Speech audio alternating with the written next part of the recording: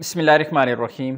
अस्सलाम वालेकुम। ऐसे तमाम अफराद जो सऊदी अरेबिया में हैं, चाहे उनके साथ फैमिलीज़ हैं, वो ख़ुद इकामा होल्डर हैं और वो उम्रा अदा करना चाहते हैं। तो एक बहुत ही कॉमन सा सवाल है, क्या बग़ैर परमिट के आप उम्रा अदा कर सकते हैं?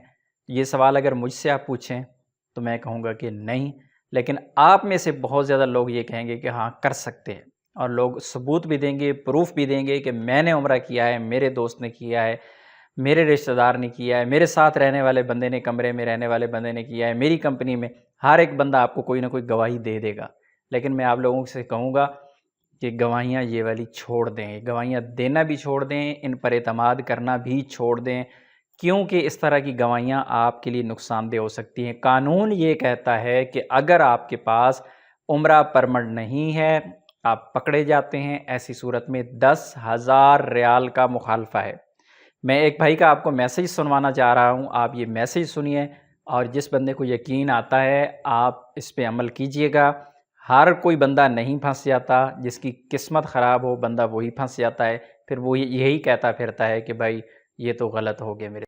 कबीर भाई, आपसे एक सवाल पूछना था। कल हमारे कंपनी के 3 बंदे गए थे उम्रा पर, बांग्लादेशी।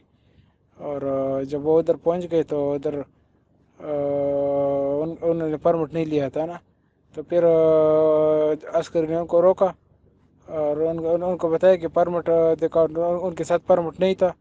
तो बस फिर उनको उनके काम का फ़ोटो लेकर उनको वापस निकाल लिया। फिर उन्होंने परमिट जब लिया, वापस अंदर चले गए।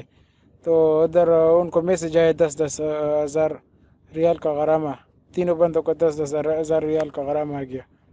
तो फिर अभी इसका क्या करें? उन्होंने तो अभी उम्रा कर लिया। जब वो दोबारा परमिट लिया ना, फिर वो वापस आ गए तो उनको अभी 10,000 रियाल का गरामा आ गया।